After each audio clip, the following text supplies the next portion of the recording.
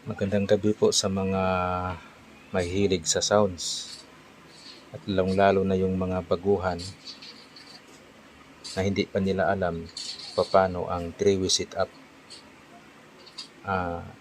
Sa ngayong gabi na to, ang i-demo po natin guys, yung three-way sit-up. Ang gagamitin po natin guys, dalawang power amp,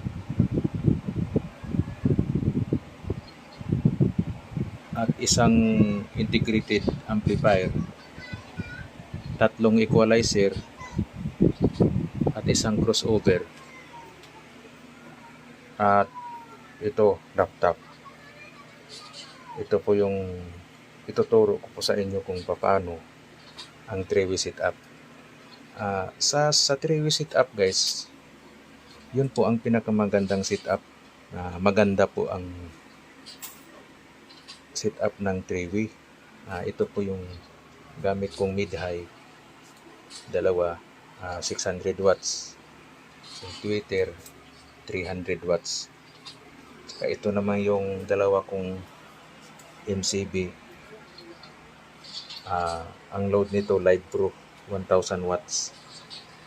Saka ito pa si MCB kung dalawa. Ang naka-load lang nito guys, nasa mga 300 watts lang isa niyan, bawat isa. So ito na yung mga processor natin gagamitin kung paano ang setup ng three-way. Ayan guys, so hindi na natin patagalin, simulan na natin.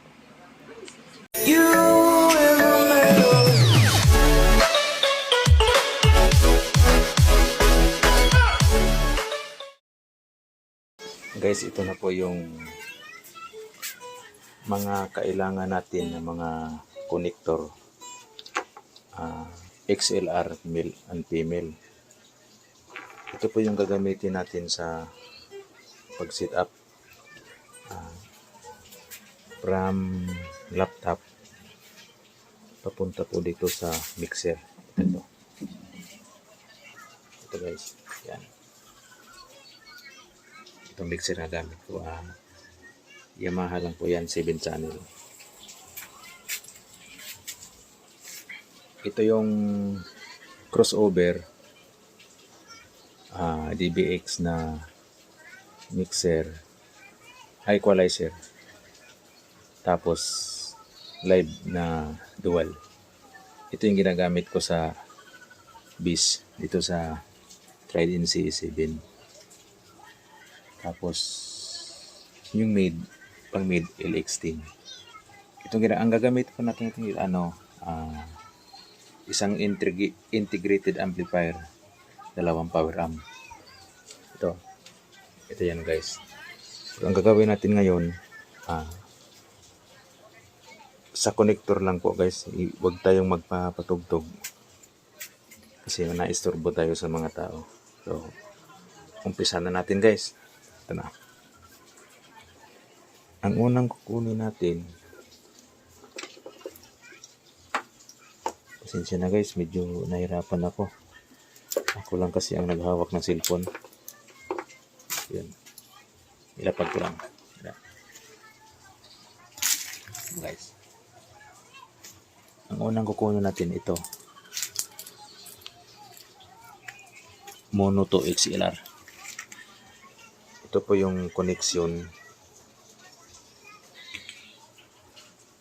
ng mixer. So ito guys,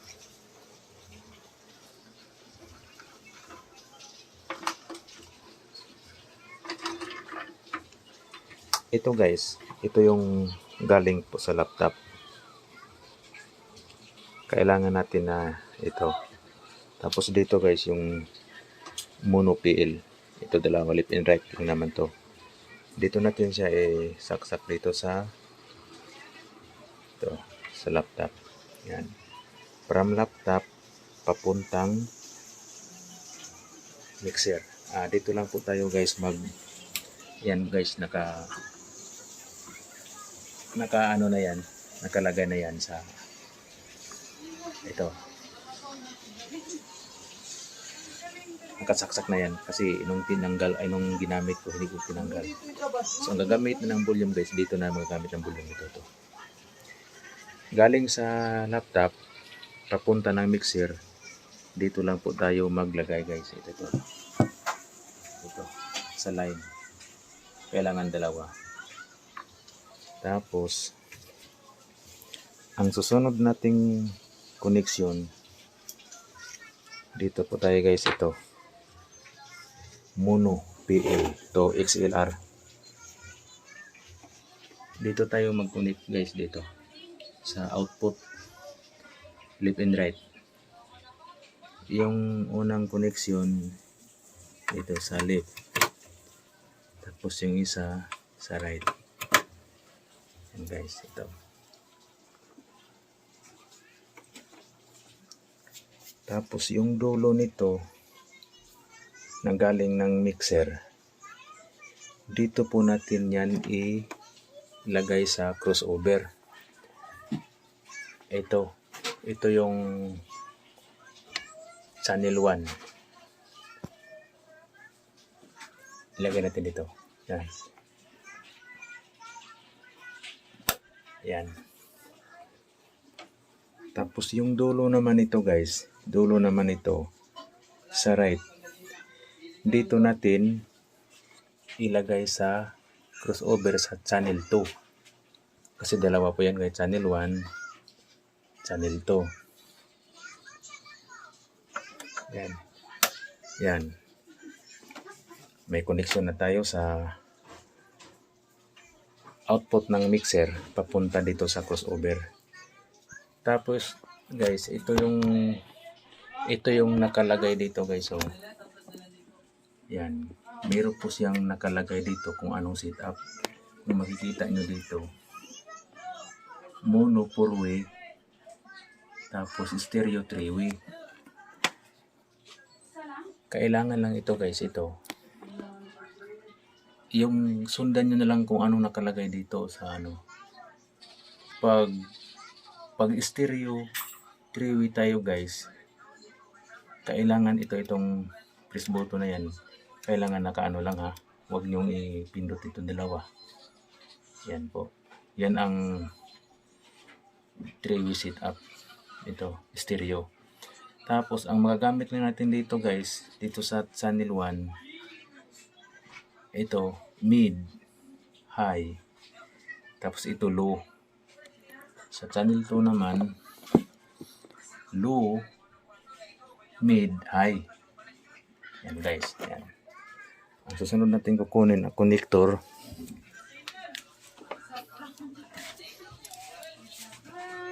XLR male and female. Ito guys. Hirap guys pag ikaw lang maghawak ng camera.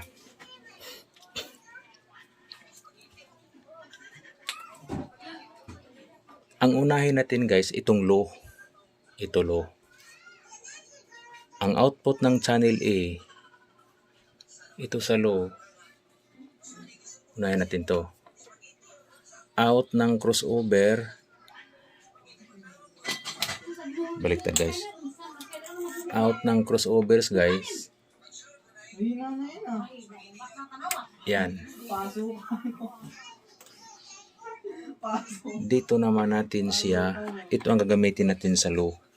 Itong equalizer. Dito naman natin ilagay sa mixer ay sa equalizer sa channel 1. Ayan guys. Yan, channel 1. Ito yung gagamitin natin sa low. Tapos yung dito naman sa channel 2 guys, ito low. Dito naman natin isaksak yung isang XLR sa low.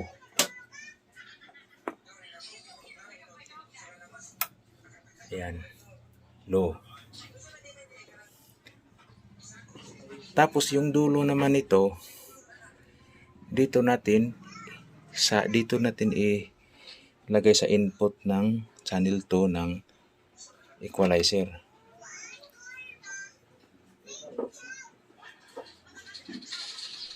input ng equalizer. Kasi channel 1 siya, channel 1 saka channel 2. Out ng crossover papunta sa equalizer, input 1. Yung out naman sa channel 2 ng crossover ay papunta naman dito sa channel 2 ng equalizer. Ito, yan na guys. May connection na tayo sa low. Ang isusunod natin, yung out naman ng equalizer papunta na po dito sa power amp. Ito. Yung CE7, Trident CE7. Wala tayo ng connector guys. Ito.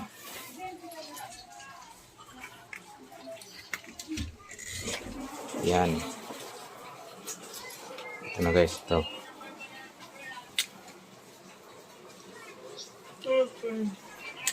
Ito yung gagamitin natin sa low. Channel 1 ng crossover ay sa equalizer. Output. Ito guys, output. Ito output. Dito natin saksak yung papunta sa power amp. Yan. Channel 1 guys Tapos dito naman sa power amp, ito guys. Yan. Ito po yung input channel, input A ng power amp. Dahil ito ang gagamitin natin sa low. Yan. Yan, meron na tayong koneksyon. Tapos yung isa naman nito, output ng channel 2 ng equalizer, ito naman yung papunta sa channel 2 ng power amp. Kasi left and right lang naman guys yan Dito naman sa dito.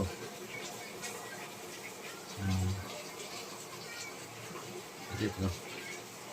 Input. Yan. Dahil hindi aabot guys. Kasi dapat dito yan sa taas nakalagay. Hindi ko na lang to isaksak guys dahil hindi aabot. Pero ito dito talaga dapat yan. Yan. Tapos ang sunod, meron na tayong connection ng low. Ang susunod na mga tingkunin yung connector sa ang gagamitin nating mid-high. Ito guys.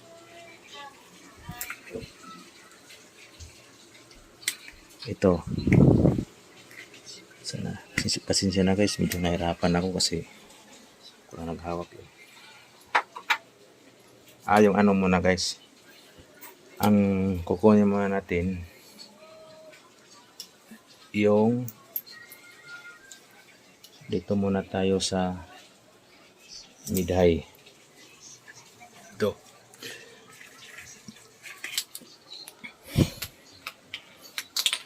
Ito. Yan. Ito yung mid. Low mid. Tsaka high mid.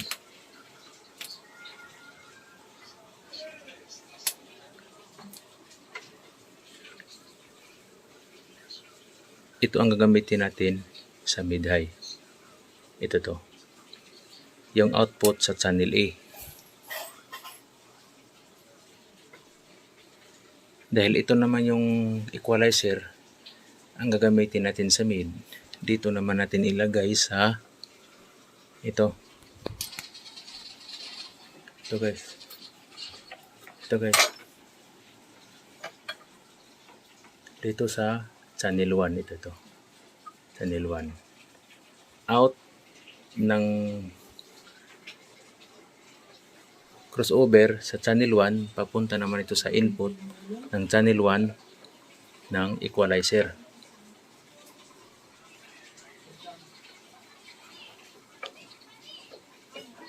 Ayan.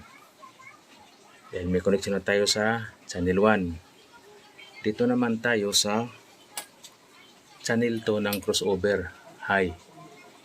Yan guys, ito to.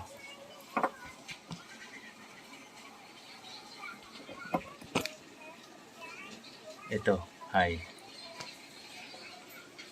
Yung output naman ng channel 2 ng crossover sa high, saksak natin. Yan, ayun na guys.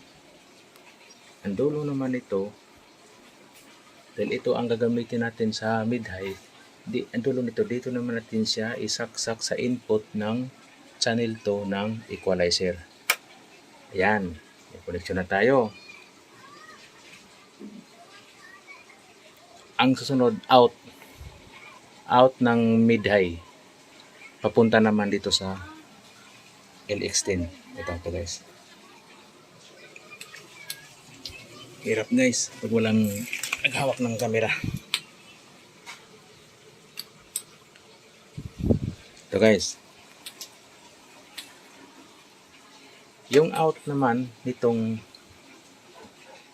equalizer sa mid-high natin sa channel 1. Yan.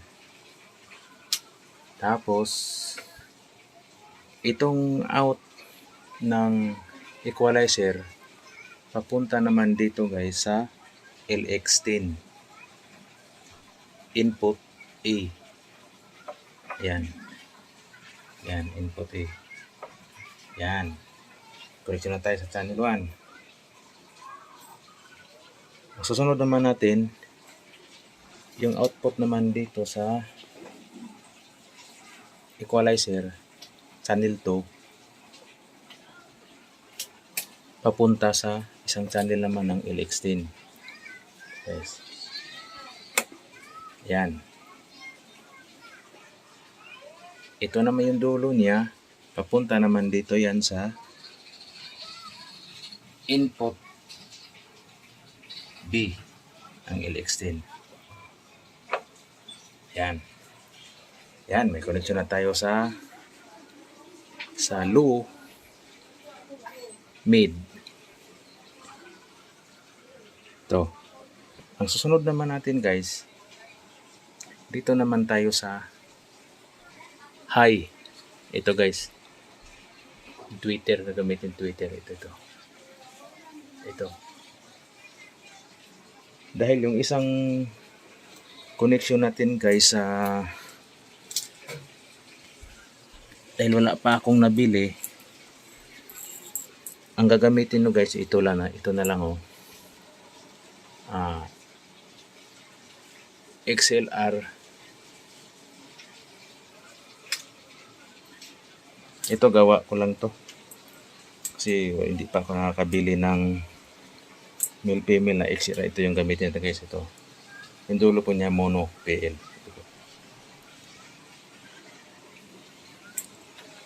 Yung out naman ng ano guys, yung itong high, ito out sa crossover.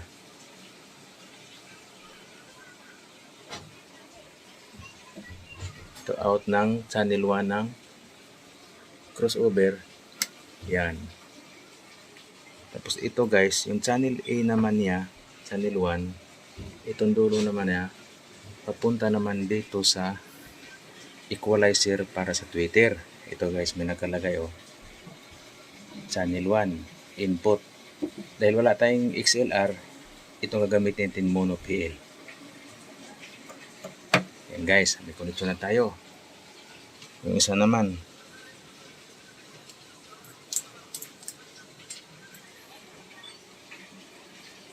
yung dito naman sa crossover, sa channel 2, itong high.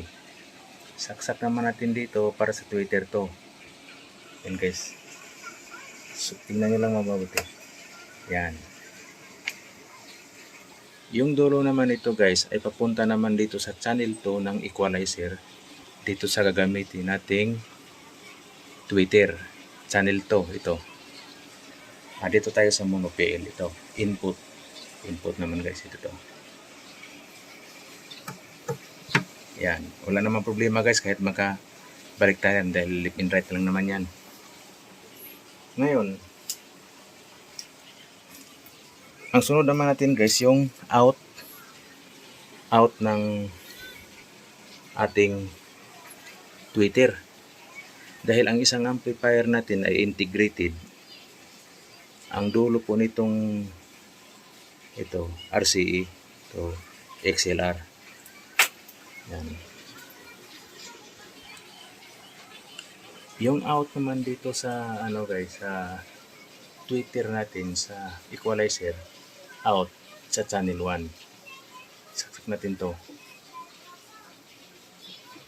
Yan.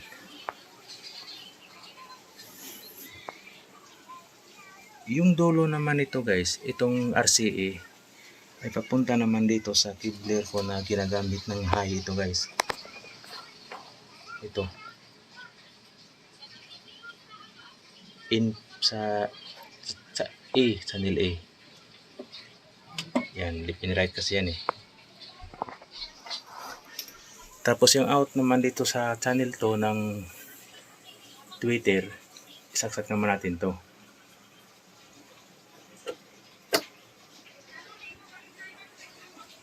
Yung dulo naman ito, papunta naman dito sa input B. Ito. Ito guys, ito to. Ayan. Yan, may connection na tayo. Kumpleto na ang ating connection guys, ito. Ulitin lang natin. Galing po ng laptop or anong meron man kayo, cellphone. Saksak nyo na dito guys, oh. Papunta sa mixer. Ito po yun. Yan. Ito guys, ito dalawa na yan sa in. Kahit saan po kayo dito guys, ito. Kahit saan po kayo magsaksak ito. Kung saan po nakatapat yung ano ito, kailangan ang gagamitin yung volume, ito dalawa. Sabay dapat to. Ito. Tapos, ito yung main volume. Kailangan lang guys, pag nag-volume kayo nito, dito lang yung ilagay sa 0 dB. Ito guys. Ito 0 dB. Ito yung pinaka main volume. Na guys. From laptop to mixer. Tapos yung out naman ito sa mixer guys, i-review ko lang. Papunta naman dito sa crossover. Ito yung crossover guys, oh. Pinakaibabaw ito. Ito. Crossover sa in, channel 1 at channel 2. Tapos ito low, mid, high. Channel 2 naman, low, mid, high. Ayan guys. Yan, kuha nyo na. Tapos, ayan na yan guys, yung setup natin ng 3-way. Ito po yung magandang setup guys sa 3-way. Sa yung connection po niya guys. Yan. Napakaganda ang tunog yan guys. Kung naka 3-way po tayo. Yun nga lang po. Gastos. Yan. Ngayon guys, hanggang dito lang po ang ating video guys kasi sobrang haba na. At sa susunod nating vlog, mag sound check tayo ng 3-way setup. Ito yung dalawa kong MCB na 15 inch. Dalawa. Ang nakaload nito, dalawang Live Pro 1000 watts. Ito naman yung gamit kong mid-high sa LX10. Ang watts nito 500. Hindi yung Twitter 300. Ito pa yung isa kong dalawa kong cover guys. Naka 4 ohms lang ito connection. Ito. Pero sabay ko lang sa mid. Tapos ito yung dalawa kong MCB box ito. Ay hindi ko ginagamit to. Kasi bibili pa ako ng isang power amp. para dito sa Live Pro. Yung CE7 ko, ito, bali dito ko na siya gagamitin. Ang gagamitin po natin dito guys, pag nabili ko yung Joson Earth 1.0, dito ko siya dadalhin drive. So guys, maraming salamat sa panonood ninyo at sana nakuha niyo ang tinuturo ko. Kung meron man kayong hindi naintindihan, mag-comment lang kayo sa baba at para ipaliwanag po natin sa susunod. Maraming salamat guys.